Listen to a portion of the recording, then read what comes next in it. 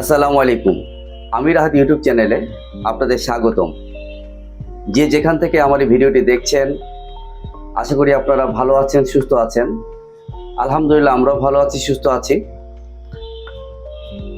আমার আজকের আয়োজনে থাকছে আমার পথশিশু মেহমানদের দুপুরে লাঞ্চের ব্যবস্থা। আজকের এই দুপুরে যে লাঞ্চের আয়োজনটি, সেটা আমি ইচ্ছে করলে বাইরে থেকে টাকা দিয়ে কিনে খাওয়াতে পারতাম, কিন্তু আমি চেয়েছি তারা ঘরোয়া পরিবেশে রান্না করা খাবার খাবে। বাইরে খাবার তো তারা প্রতিনিয়তই খাচ্ছে, বিভিন্ন মানুষ তাদের খাওয়ায়, সেক্ষেত্রে তাদের কাছে এটা একটা কমন খাবার। কিন্তু ঘরোয়া পরিবেশে রান্না করা খাবারটা তাদের খুব কম খাওয়া হয়, এটা আমার ব্যক্তিগত মতামত। সেই জায়গা থেকে আমি চিন্তা ভাবনা করি যে নিজের হাতে রান্না করে তাদের খাওয়াবো। আগে পরে আমি এই ধরনের ছোটোখাটো আয়োজন অনেকগুলি করেছি।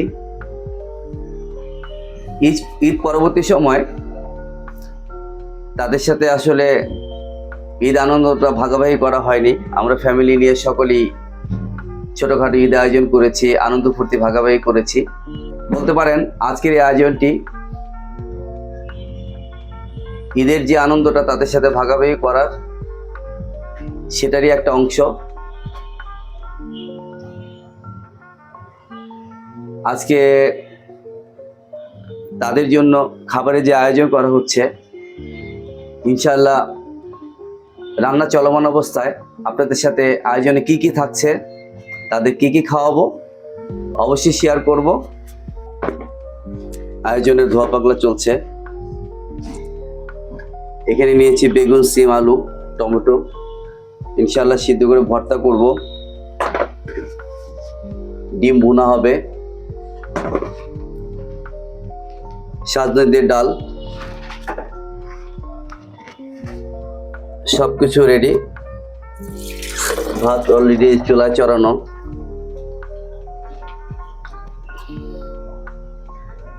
দেখি আল্লাহ তাআলা কতক্ষণ সময় নিয়ে প্রতিটি রান্নাবান্না আয়োজনটা শেষ করার তৌফিক দান করেন। চেষ্টা করব খুব দ্রুত খাবারগুলো যেন হাতে পৌঁছে দেওয়া যায় দুপুরের মধ্যে। আপনারা দোয়া করতে থাকবেন যাতে আল্লাহ তাআলা আমাদের রান্নার পর্বটি সহজ করে দেন, কারণ আপনাদের সকলে দোয়ার বরকতে আল্লাহ তাআলা হয়তোবা তার কুদরতি ক্ষমতার বলে আমাদের রান্না করাকে সহজ করে দেয়। আপনি ভর্তা ভাত খাওয়াবেন আর কষ্ট করবেন না, এটা মোটেই সম্ভব না। যে ভর্তার আইটেম খাওয়াতে হলে, ডাল ভাত খাওয়াতে হলে কষ্টটা বেশি করতে হয়। কারণ আমি আজকে ওদের জন্য যে ভর্তার আয়োজনটা করেছি, আলু, বেগুন, টমেটো, ধনিয়া পাতা, এই প্রসেসিংটা আসলে সময় লাগে, এটা হঠাৎ করে হয় না, এটা পিছনে শ্রম দিতে হয়। না, আর লাগবে না। পেঁয়াজটাকে দিয়ে দিলাম। এখন শুধু লবণের স্বাদের বিষয়।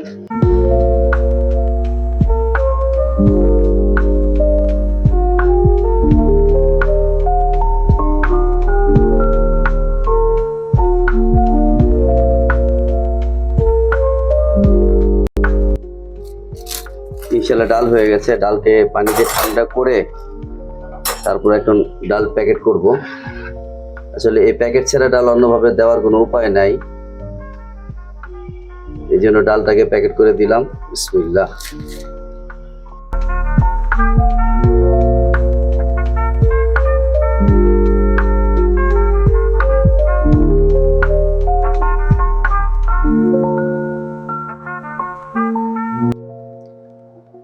এই যে রান্না করে রান্নার কাজ চলছে। আপনার ভাবির, মানে আপনাদের ভাবির অর্থাৎ আমার সহধর্মিনীর আমার প্রতি যে তার ভালোবাসা, আমার কর্মকাণ্ডে, আমার কাজকর্মে যে ধরনের সহযোগিতা, আসলে তা বলে বোঝাবার নয়, তাকে এইসব বিষয়ে ধন্যবাদ দিয়ে ছোট করতে চাই না, কারণ ধন্যবাদের অনেক ঊর্ধ্বে তার এই সহযোগিতা।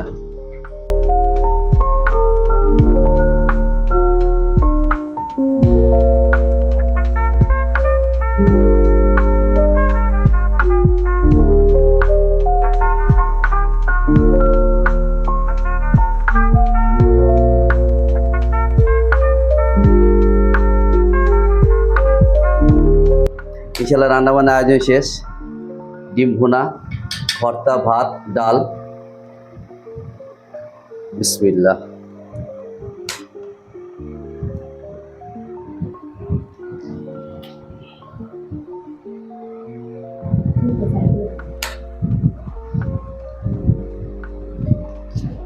আমাদের কষ্টগুলো তখনই সার্থক হবে যখন আপনারা আমাদের ভিডিওগুলো দেখে ভালো লাগলে আমাদের চ্যানেলটি সাবস্ক্রাইব করবেন, লাইক, শেয়ার, কমেন্ট করবেন, আমাদেরকে আরও এই ধরনের কাজ করার মতো উৎসাহিত করবেন। সর্বোপরি এই খাবারটা যাদের জন্য আজকে আয়োজন করা তৈরি করেছি, তারা যদি খেয়ে তৃপ্তি পায়, সর্বসাকুল্যে সব মিলিয়ে আমাদের আজকের এই কষ্টটা সার্থক হবে।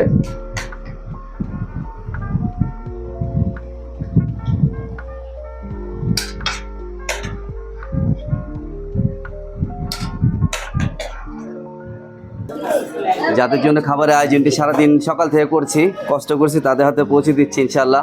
বিসমিল্লাহ।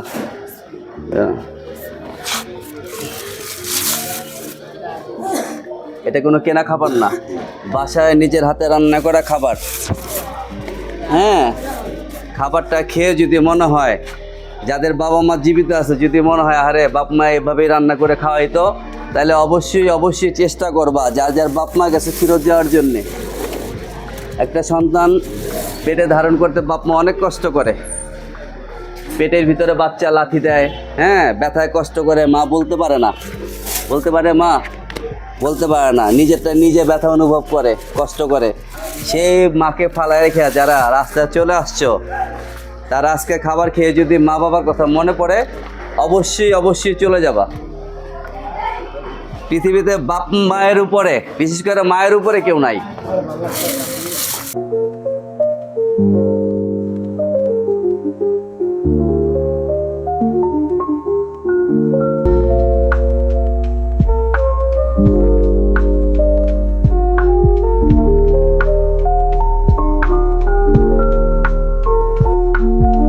আমার সম্মানিত দর্শকদের উদ্দেশ্যে বলতে চাই, যারা আমার এই ভিডিওটি দেখবেন, তাদের কাছে যদি আমার এই কাজটি ভালো লাগে, যদি মনে করেন এই কাজটা আসলে আমি অনেক কষ্ট করে আয়োজনটা করেছি ওদের জন্যে, ওদেরকে খুশি করার জন্যে, তাহলে অবশ্যই আমার চ্যানেলটি, আমির রাহাত চ্যানেলটি সাবস্ক্রাইব করে দিবেন।